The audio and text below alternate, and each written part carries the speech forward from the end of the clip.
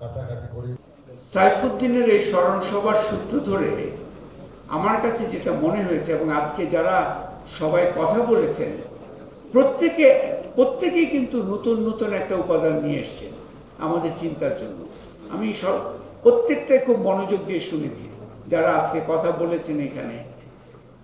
এবং আজকে যদিও সাইফুদ্দিনের কথাই আমরা স্মরণ করছি, শুনছি, কিন্তু এই স্মরণ সভার চরিত্র কিন্তু অতিক্রম করে আমার কাছে আজকের এই যে এক ধরনের অত্যন্ত প্রাণবন্ত উপস্থিতি, স্মরণ সভার চরিত্র অতিক্রম করে এটা একটা সামগ্রিক আত্মমূল্যায়নের একটা সভায় চলে গেছে।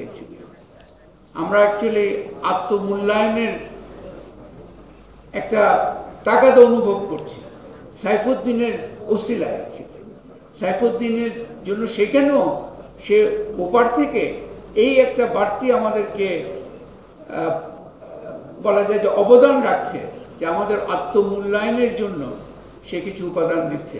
এবং আজকে আমি খুবই আশা করব, আজকে যে কথাগুলো অনেকের কাছে শুনলাম, বিভিন্ন মতবাদ দৃষ্টিভঙ্গির লোকজন কথা বলেছে নানাভাবে সাইফুদ্দিনের কথার সূত্র ধরে, কিন্তু কিছু কথা আমার কাছে খুব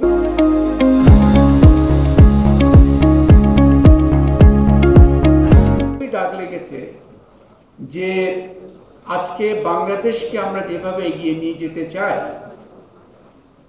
আমাদের মনের মধ্যে সেই উদারতা যদি না আসে, আমাদের মনের মধ্যে যদি একে অপরকে শ্রদ্ধা করার সেই অনুভূতিগুলো না আসে, আমরা যদি প্রত্যেকের যে অবদান সেটা স্বীকার করার জন্য সেই বিনয়টা যদি আমাদের মধ্যে না আনতে পারি, তাহলে কিন্তু কাজ দিবে না।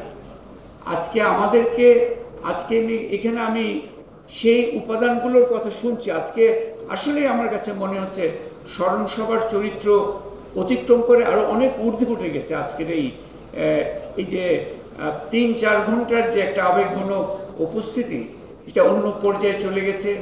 চট্টগ্রাম নিয়ে কথা হচ্ছিল।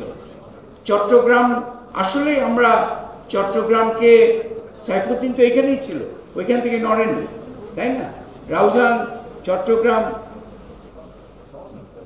বিভিন্ন জায়গায় ওর গতি ছিল, ওর পদচারণা ছিল, কিন্তু এখানেই ছিল। চট্টগ্রামকে আমাদের আজকে মনে হলো চট্টগ্রামের যে ভিন্ন একটা ভবিষ্যৎ হতে পারে, তার কিছু মনে হচ্ছে একটা, বলেন না, ঝিলিক মেরে একটা সম্ভাবনা আমাদের সামনে উপস্থিত হলো।